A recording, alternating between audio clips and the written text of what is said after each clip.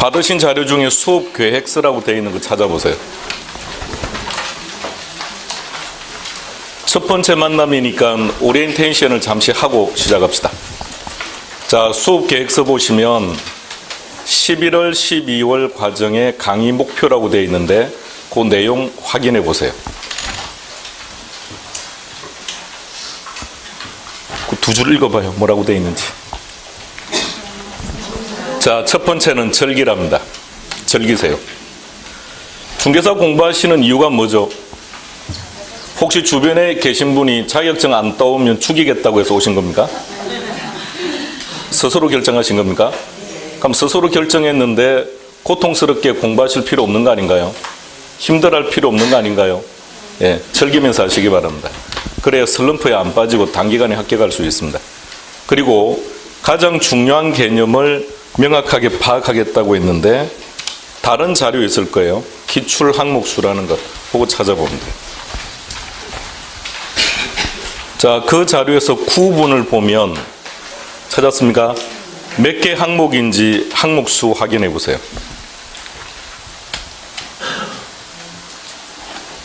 몇 가지? 13가지. 개론에서 다루어야 될 내용이 총 13개 테마를 다루게 될 겁니다. 부동산학 총론 같은 경우는 그러니까 올해 시험이 28회입니다. 그러니까 28회 때는 4문제가 출제되었다는 얘기고, 두 번째는 수요 공급 그랬는데 올해 시험은 몇 문제 나왔다고요? 5문제가 나왔는데 사각형 속에 있는 2라는 말은 계산 문제가 2문제 나왔다는 얘기입니다. 그러니까 5문제가 나왔는데 그중에 2문제가 계산 문제였다 이런 얘기입니다. 밑으로 쭉 내려가면 칼라로 처리되어 있는 부분이 보일 겁니다. 부동산 정책론 찾았습니까? 예, 올해 문항수 확인해 보시고요. 그 다음에 밑에는 뭐가 되어 있습니까? 8문제 나왔고 2문제는 계산 문제다 그랬습니다. 그 다음 그 아래는요. 부동산, 금융, 용어들이 익숙해져야 돼요. 그리고 그 페이지, 그 라인 제일 밑으로 내려가세요. 감정평가론 되어 있습니까? 예. 그 방금 체크했던 게 총 몇 가지인지 보세요. 5개죠? 제일 밑으로 내려갑니다. 5단원 출제 비율.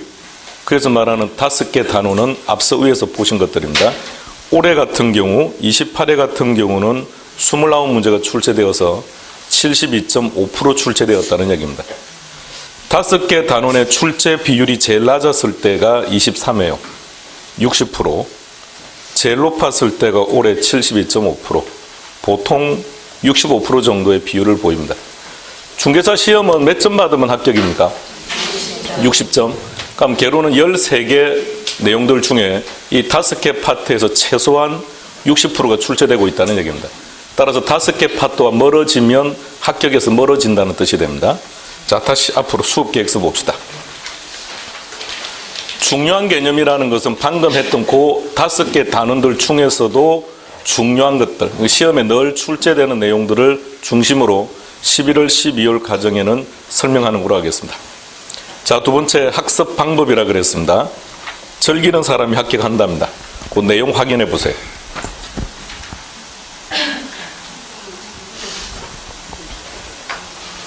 오늘 수업을 듣게 되면 듣는 순간순간 여러분들은 2가지를 느낄 겁니다. 나의 경제학적인 지식이 엄청나게 부족하다라는 사실과 함께 순간순간 똑똑해지고 있는 자신을 경험하게 될 겁니다. 그래서 수업에 안 빠지면 첫 번째 골든벨을 울릴 수 있답니다. 여기서 말하는 골든벨은 여러분들이 생각하는 그 골든벨이 아니고 TV 프로 보면 고등학생들 나와서 퀴즈 풀어하는 거 있죠. 예, 그 골든벨을 얘기합니다. 총 몇 문제든가요? 50문제? 그 중에 40번 이후에 나오는 것들이 대체로 개론에서 다루는 내용들입니다. 그리고 그동안 들리지 않았던 뉴스가 이제 귀에 들리기 시작할 겁니다. 그동안 신문을 볼 때는, 신문은 잘 안 보지만 신문을 볼 때는 주로 어떤 거 봅니까? 연예인들 기사만 보죠. 누가 결혼했대, 누가 이혼했다는 것들. 이제는 경제 파트가 눈에 들어오는 것이 아니라 그게 무슨 말인지 이해가 가능할 겁니다. 그래서 결석하지 말고 꾸준하게 즐기면서 하시기 바랍니다. 2번 보세요. 제목 읽어볼까요? 시작.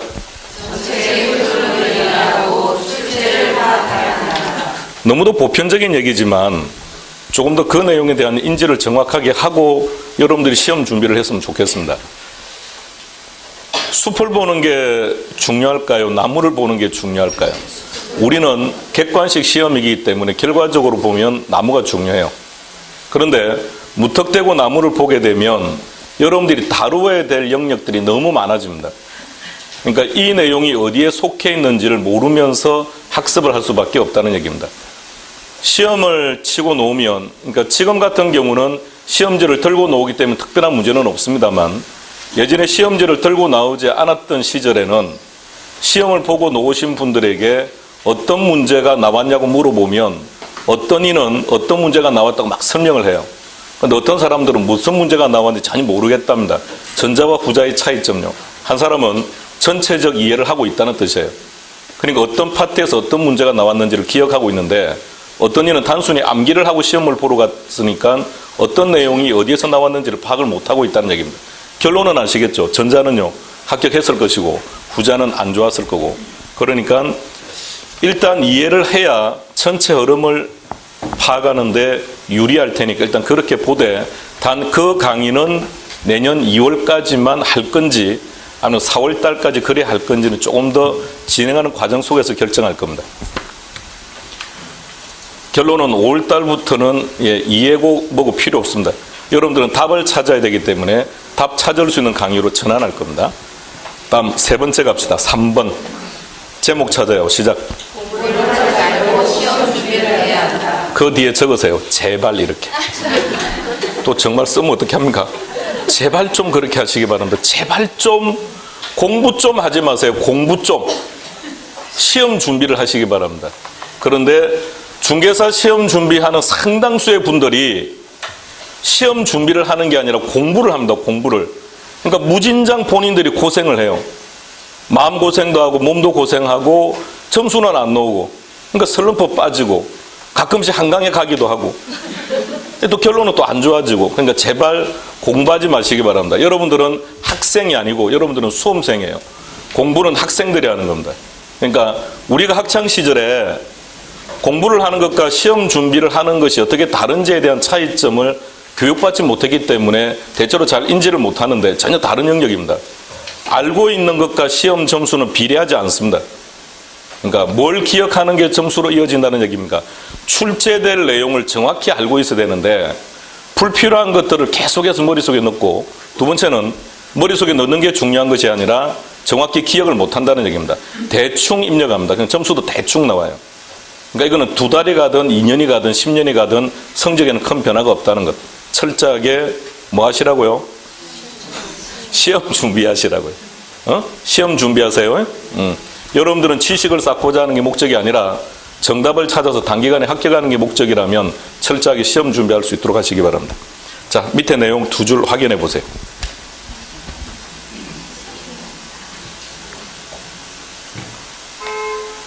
따라서 이해를 하는 게 중요하다는 얘기입니까? 암기를 하는 게 중요하다는 얘기입니까?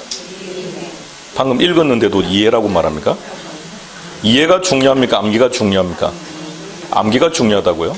둘 다가 중요하다고요? 암기할 건 암기하고 이해할 건 이해하라고요.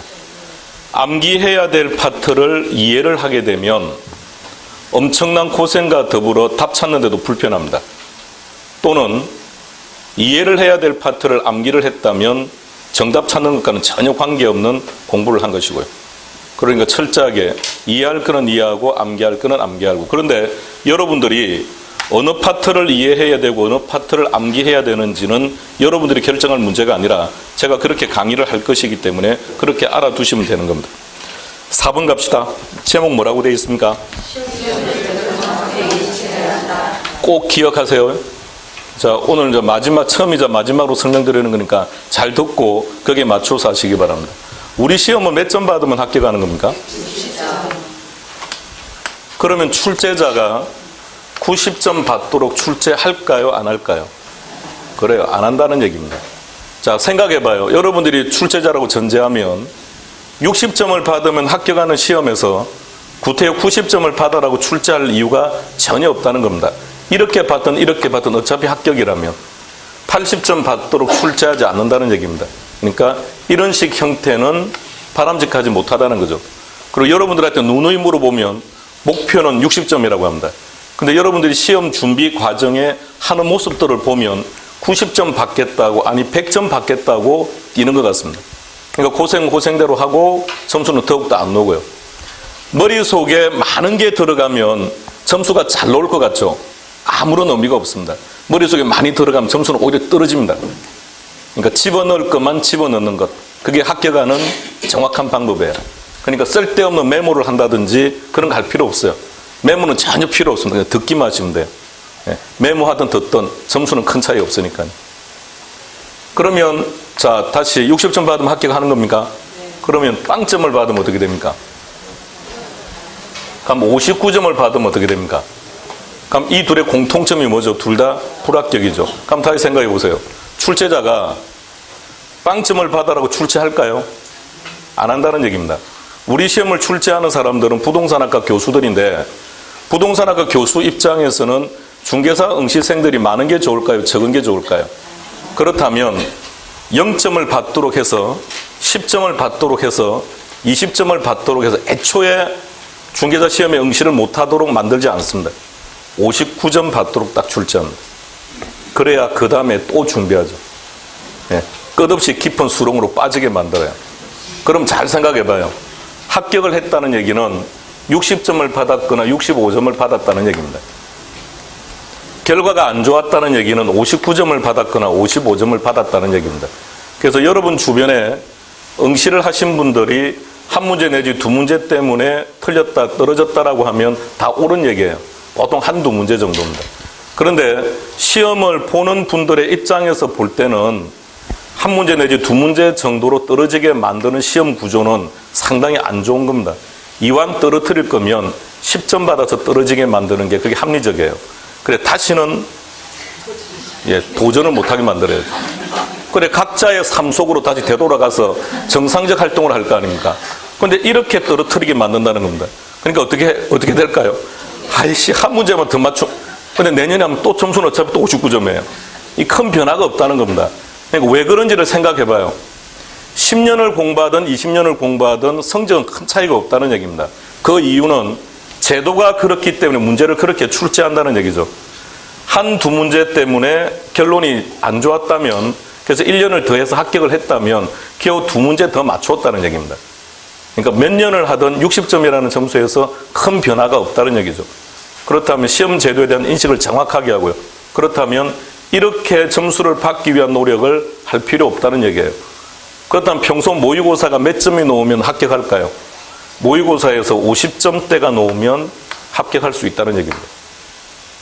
그러니까 여러분들은 이 50점대까지 올라가는 것, 그리고 그 점수가 안정적으로 유지되는 데 포커스를 맞추고 불필요한 학습은 하지 않는 것, 그게 단기간에 합격하는 가장 합리적인 전략일 겁니다. 5번 갑시다. 5번은 뭐가 잘못 들어가 있네요. 자, 5번은 계산 문제입니다. 자, 5번에다가 이렇게 써놓읍시다. 계산 문제.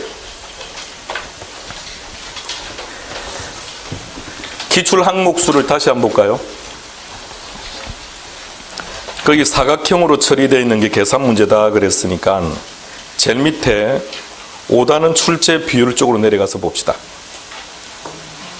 28에는 계산 문제가 몇 문제 나왔다고 되어 있죠? 그걸 15로 바꿔주세요. 그 위에 숫자 다 합치면 10입니다. 그러면 최근 7년간 기준으로 계산 문제 숫자만 쭉 보세요. 제일 많이 출제되었을 때가 25회 때. 몇 문제? 11개. 그리고 올해 같은 경우는 10개. 보통은 몇 개? 7문제. 그러니까 7문제에서 11문제 사이에서 나오고 있다는 얘기입니다. 자, 이거는 여러분들이 결정합시다. 여러분들이 계산 문제 안 하겠다면 저도 안 할 거고요.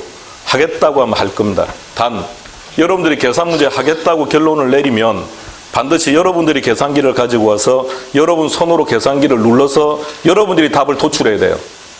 근데 상당수는 계산 문제 하자고 하면서 본인들이 계산기 절대 누르지 않습니다. 그 칠판에 정리해 놓으면 따라서 쓰기만 씁니다. 그 집에 가면 또 절대 계산 문제 복습 안 합니다. 그리고 시험 모의고사를 보면 똑 찍습니다. 그리고 수업 시간에 똑같은 행동을 합니다. 또 계산 문제 하겠다고 얘기합니다. 그리고는 본인이 계산 안 합니다. 그거 따라 적습니다.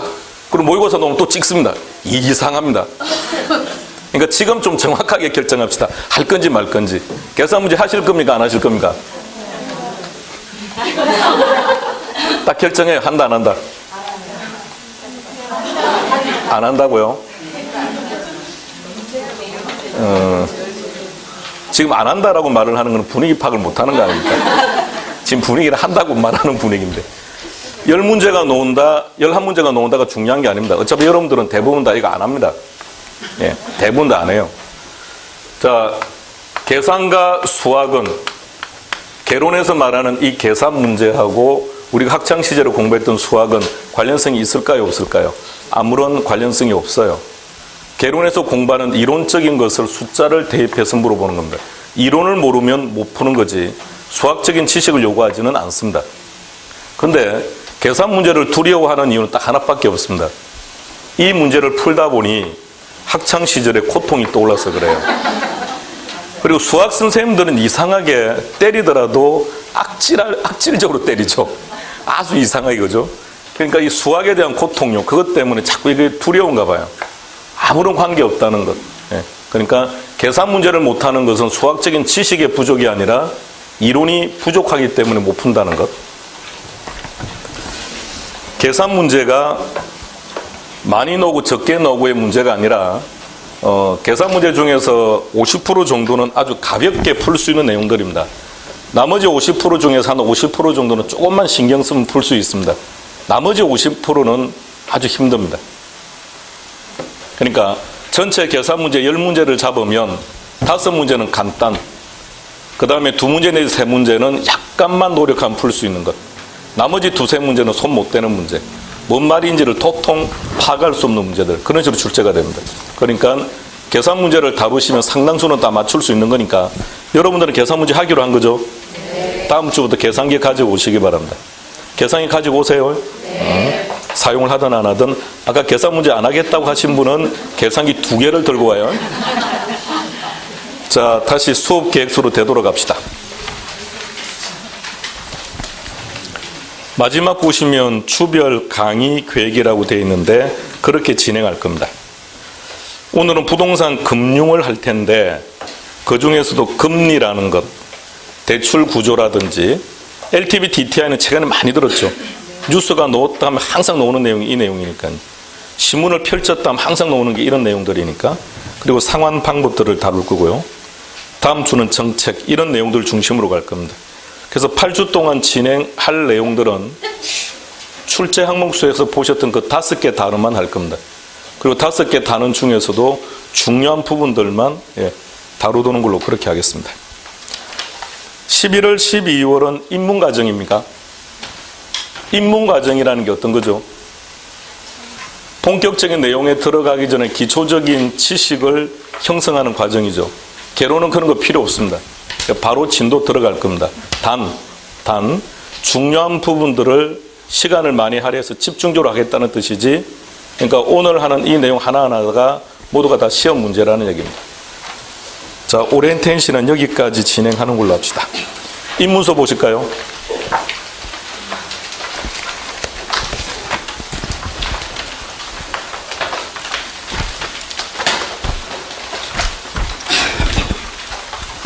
입문서는 기본서를 보기 위해서 기초적인 내용들을 언급해 놓은 것이 아니라 그냥 전체적인 범위 중에서 그냥 여러분들 한번 쭉 읽어봤으면 좋겠다고 하는 부분들을 정리해 놓은 겁니다. 그래서 입문서도 가지고 다니면서 복습하실 때 한 번씩 읽어보시기는 하되 2달만 쓰고 사용을 안 할 거기 때문에 여기 시간 투자는 상대적으로 그렇게 많이 하지 않아도 상관은 없을 거예요.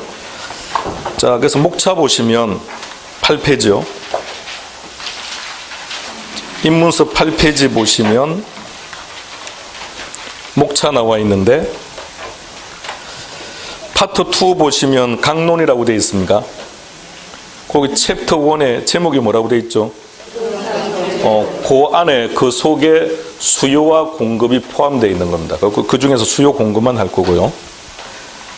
3번에 내려가면 정책론, 그 아래는 뭐라고 되어 있습니까? 투자론, 그리고 아래는 금융론, 제일 밑으로 내려가세요. 파트 3는 감정평가론, 그 5개 단원을 이번 11월, 12월에 할 것이고, 그리고 그 파트 전체를 다 다루지는 않을 겁니다. 감정평가 전체 단원을 다루는 게 아니라 가장 중요한 것들을 가지고 여러분들의 체계를 잡는데 시간을 할애하는 걸로 그렇게 하겠습니다.